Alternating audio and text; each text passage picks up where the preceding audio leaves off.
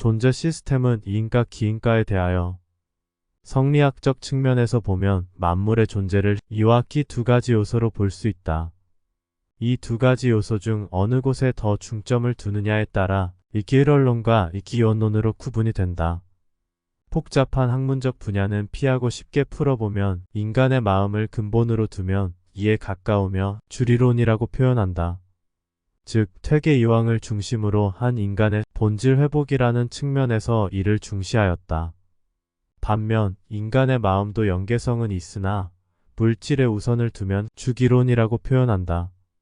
즉 율곡 이의를 중심으로 하는 물질을 중요시하는 실천적 철학의 개념으로 기를 중시하였다.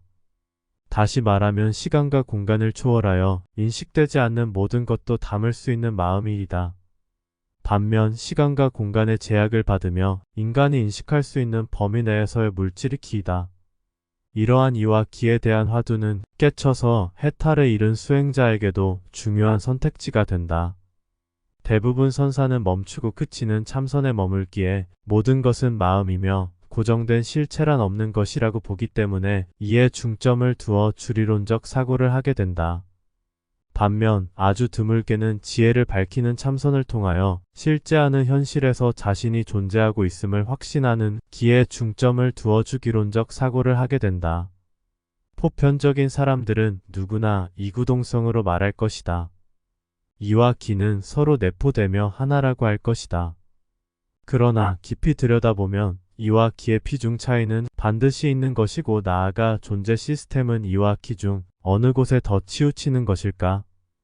경험상 처음 수행자의 길에 발을 디딜 때는 주기론적 사상으로 세계를 보게 되며 어느 정도 깨침에 이르면 주리론적 시야로 세계를 보고 궁극의 깨침에 다다르면 다시 주기론적 시각으로 세계를 분별하여 보게 된다.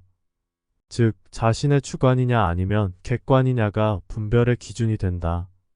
자신의 마음을 들여다보면 주관적 사고에 갇히게 되고 객관적 시각으로 자신과 존재를 들여다볼 수 있어야 한다.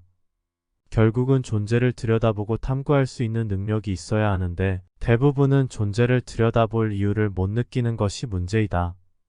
만족하고 여여한 상태는 마음의 소멸에만 치우치기 때문인데 그 허공과 같다고 하는 마음도 깊이 들여다보면 오온의 집착에 지나지 않는다.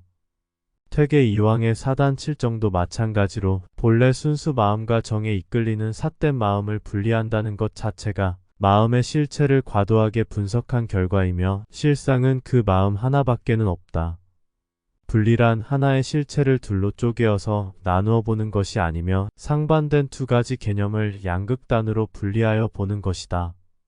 즉 하나의 주제인 마음을 두 가지로 나누어 보는 것이 아닌 몸과 마음을 양극단으로 분리하여 보는 것이다. 비유하자면 후추통에 들어있는 각각의 후춧가루들을 분리하여 보는 것이 아니고 후추와 후추통과 후추통 속 공간을 분리하여 보는 것이다. 이것이 분리의 기준이며 이런 분리가 스스로 일어날 때 존재는 모습을 드러낸다. 존재 시스템을 눈에 보이지 않는 만물의 법이라고 생각하여 형이상학적으로 보아 그것도 마음의 장난이라고 보며 주리론적 견해로 본다면 잘못된 것이다. 존재 시스템을 실제하는 물리적 만물의 법이라고 생각한다면 더욱 존재는 선명히 모습을 드러내어 주리론적 견해가 맞음을 확신하게 될 것이다. 즉 존재 시스템은 시간과 공간의 법칙에 어긋나지 않는 온전한 물리적 실상이다. 이를 통하여 기를 알게 됩니다.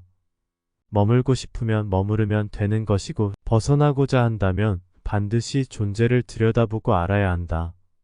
결국 이런 이와 기 중 무엇이 더 비중이 높은지는 자신이 본 바 그대로이겠지만 존재를 정확히 들여다보고 알게 되면 더는 존재에 머무르려는 미련이 사라진다는 것이 핵심이다.